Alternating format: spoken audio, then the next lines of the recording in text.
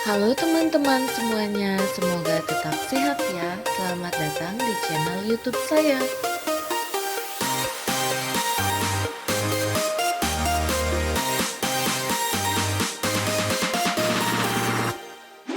Di video belajar kali ini kita akan membahas tentang anatomi dan fisiologi sistem pencernaan secara mudah dan singkat. Anatomi dan fisiologi sistem pencernaan sangat penting dipelajari karena memberikan pemahaman mendasar tentang struktur dan fungsi organ-organ pencernaan. Pengetahuan ini menjadi landasan dalam menganalisis dan memahami berbagai gangguan kesehatan di pencernaan, seperti gastritis, diare, konstipasi, maupun tukak lambung.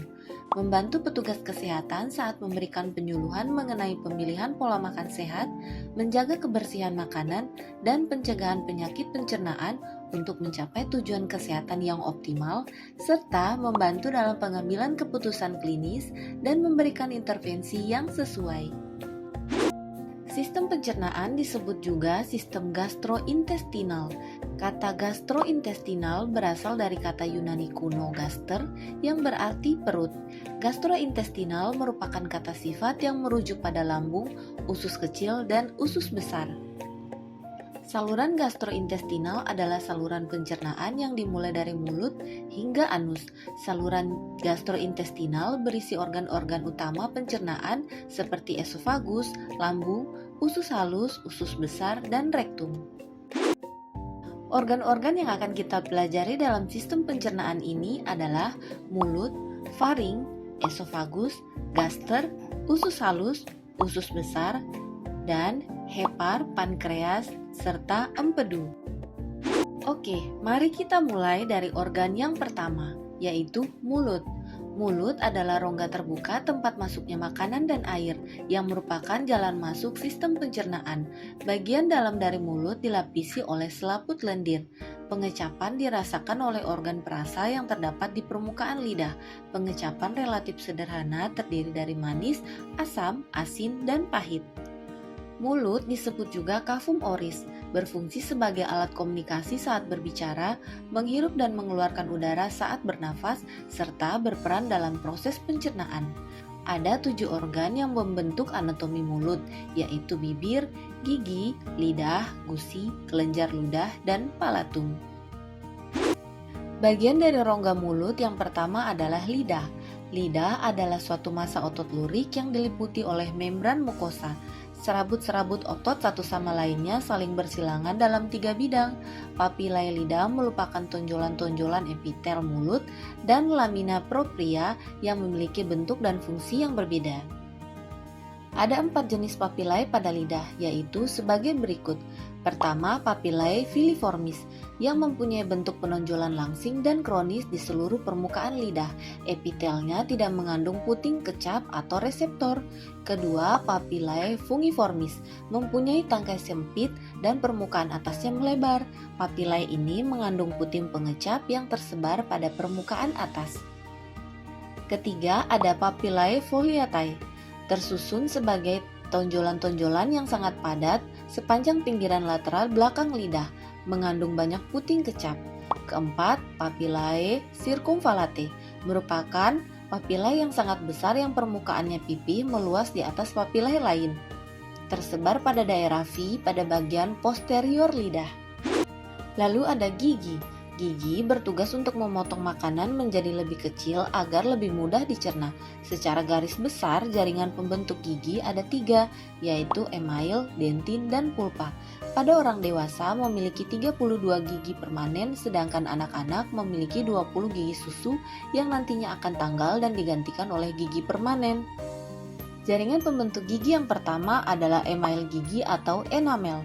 Lapisan terluar yang melapisi mahkota gigi berasal dari epitel yang merupakan bahan terkeras pada tubuh manusia dan paling banyak mengandung kalsium. Jaringan pembentuk gigi selanjutnya adalah dentin yang membentuk bagian terbesar dari gigi, bersifat keras karena kadar garam kalsiumnya lebih besar, yaitu sekitar 80% dalam bentuk hidroksid apatit. Dentin berfungsi untuk melindungi pulpa yang lebih lunak, menyalurkan impuls panas atau dingin dari email ke pulpa dan memberikan bentuk dasar gigi. Jaringan yang ketiga adalah pulpa, adalah jaringan lunak yang terletak di tengah-tengah gigi yang menjadi jaringan pembentuk penyokong. Ukuran serta bentuk pulpa ini dipengaruhi oleh tahap perkembangan gigi sesuai umur. Ada sekitar 5 bentuk jenis-jenis gigi. Pertama, gigi seri, terletak di bagian depan yang berfungsi untuk menggigit makanan. Kedua, ada gigi taring, berbentuk tajam dan runcing untuk menghancurkan makanan. Ketiga, ada gigi premolar, terletak di sebelah gigi taring untuk mengunyah dan menggiling makanan menjadi potongan yang lebih kecil. Keempat, ada gigi geraham, merupakan gigi paling besar dan kuat di antara gigi lain, berfungsi untuk mengunyah dan menggiling makanan. Pada orang dewasa, umumnya memiliki 8 gigi geraham, yaitu 4 gigi di bagian atas dan 4 gigi di bagian bawah rongga mulut. Kelima, ada gigi geraham bungsu, terletak di belakang gigi geraham. Gigi ini biasanya muncul di masa dewasa, yaitu pada usia 17-25 tahun. Namun tidak semua orang memiliki ruang untuk pertumbuhan gigi ini. Setelah makanan diproses di mulut, selanjutnya menuju faring. Faring merupakan titik pertemuan antara saluran pernafasan dan saluran pencernaan dan menjadi penghubung antara rongga mulut dan kerongkongan. Di dalam lengkungan faring terdapat tonsil atau amandel, yaitu kelenjar limfe yang banyak mengandung kelenjar limfosit. Faring berfungsi menyalurkan makanan dan cairan ke lambung dalam sistem pencernaan. Faring juga berperan mencegah makanan masuk ke saluran pernafasan. Selanjutnya, makanan akan menuju esofagus. Esofagus adalah tabung otot yang menghubungkan hipofaring dengan gaster.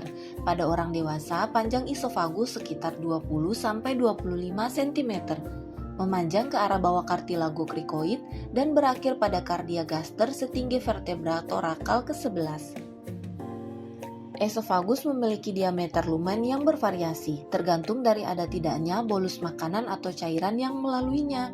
Pada kondisi istirahat, diameter lumen esofagus sekitar 20-30 mm, pada bayi sekitar 5 mm, dan pada umur menjelang 1 tahun dan setelah berumur 5 tahun, diameter lumen esofagus bisa mencapai 15 mm. Dalam esofagus, makanan berjalan dengan proses peristaltik, meliputi gerakan melebar, menyempit, bergelombang, dan meremas-remas agar makanan terdorong ke lambung.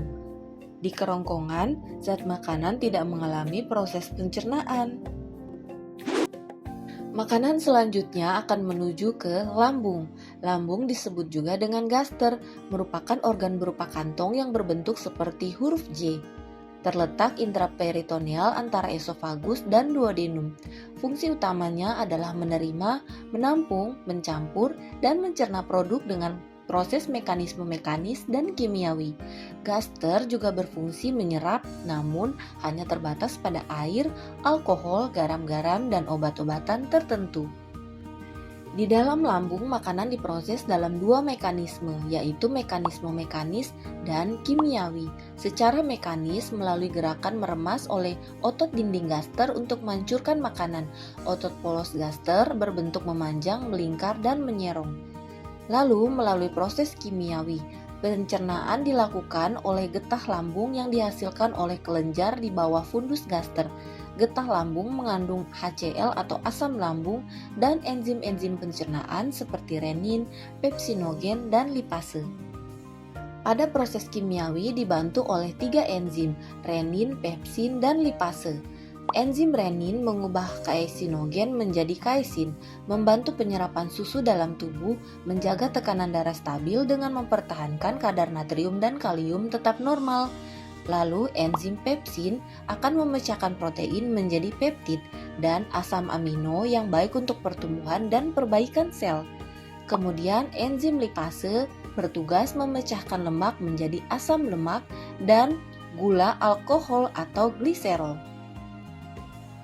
Fungsi asam lambung adalah mengaktifkan enzim dalam getah lambung, yaitu mengubah pepsinogen menjadi pepsin untuk memecahkan protein menjadi protease dan pepton dengan molekul yang lebih kecil, menetralkan sifat alkali bolus dari rongga mulut, mengubah larutan mineral, mengasamkan lambung dengan pH 1-3 agar dapat membunuh kuman, dan mengatur sphinkter antara lambung dan duodenum.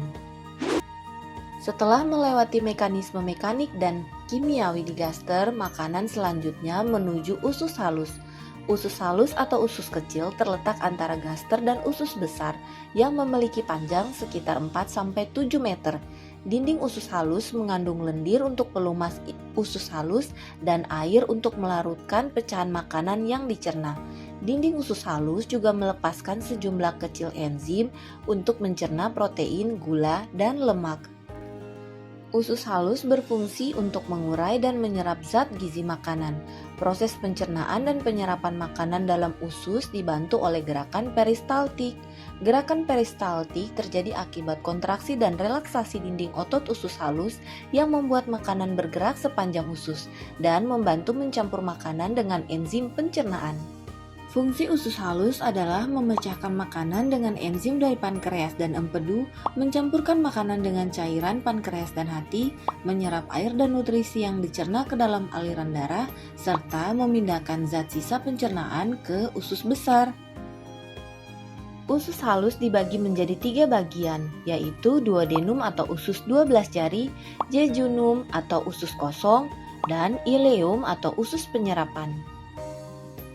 Duodenum adalah bagian pertama dari usus halus yang berbentuk huruf C dengan panjang sekitar 20-25 cm, sedangkan jejunum adalah bagian kedua usus halus dengan panjang sekitar 2,5-3 meter. Lalu, ileum adalah bagian ketiga usus halus yang memiliki banyak lekukan atau villi atau jonjut usus dengan panjang sekitar 3-4 meter. Fungsi dari duodenum adalah menerima makanan dari lambung, memecahkan makanan dengan enzim dari hati, pankreas, dan empedu, mengatur pH makanan dan mengontrol aliran makanan, mensintesis dan mensekresi hormon kolesitokinin. Sedangkan jejunum berfungsi menerima makanan dari duodenum, memproses makanan secara kimiawi, dan menyerap nutrisi seperti gula, asam amino, dan asam lemak. Sedangkan ileum atau usus penyerapan berfungsi menerima makanan dari jejunum, menyerap nutrisi yang tidak diserap oleh duodenum dan jejunum seperti vitamin B12 dan asam empedu. Kemudian memindahkan sisa makanan ke usus besar. Setelah melewati tahapan penyerapan nutrisi di usus halus, makanan selanjutnya menuju usus besar. Usus besar adalah organ pencernaan dengan bentuk tabung yang memiliki panjang sekitar 1,5 meter, memiliki kelenjar yang panjang dan berbentuk tubulis sederhana, tidak memiliki sel granulen asidofilik, memiliki banyak nodul limfatik. Suplai pembuluh darah di usus besar berasal dari arteri mesenterika inferior dan superior. Bagian-bagian usus besar terdiri dari 1. Sekum, 2. Kolon ascenden, 3. Kolon transversum, 4. Kolon descenden, 5. Sigmoid, 6. Rektum, dan anus. Bagian usus besar yang pertama adalah sekum, yang berbentuk menyerupai kantong dan berfungsi menghubungkan bagian akhir dari usus halus dan usus besar. Pada bagian ini membantu proses penyerapan sisa air dan nutrisi yang terdapat di dalam kimus. Selanjutnya, sisa makanan akan menuju kolon ascenden, berjalan ke atas melalui rongga perut kanan dengan panjang sekitar 20-25 cm, terletak di belakang peritoneum. Bertugas menyerap air dan sisa makanan yang tidak tercerna dan memadatkannya menjadi feses, kemudian mendorong feses secara vertikal ke arah kolon transversum. Selanjutnya menuju kolon transversum. Transversum adalah bagian usus besar yang terletak horizontal dari kanan ke kiri perut dengan panjang sekitar 40-50 cm. Berfungsi memecahkan sisa makanan, menyerap air dan nutrisi yang tersisa, membentuk sisa makanan menjadi feses, lalu melakukan pengadukan haustral untuk mendorong sisa makanan ke kolon descenden. Selanjutnya menuju kolon descenden adalah bagian usus besar yang terletak vertikal di rongga perut sebelah kiri dengan panjang sekitar 10-15 cm, berfungsi menyimpan sisa makanan padat sebelum dipindahkan ke sigmoid. Terdapat saraf parasimpatik yang berperan mengatur motilitas kolon atau pola gerakan usus besar sebelum buang air besar. Selanjutnya, feses yang telah padat akan menuju kolon sigmoid. Bagian usus besar yang berbentuk seperti huruf S dengan panjang sekitar 24-40 cm. Kolon sigmoid menerima darah dari arteri mesenterika inferior, berfungsi menahan feses hingga proses BAB, berkontraksi untuk mendorong feses. Selanjutnya ada rektum. Rektum adalah organ pencernaan berbentuk tabung antara usus besar dan anus dengan panjangnya sekitar 12-15 cm.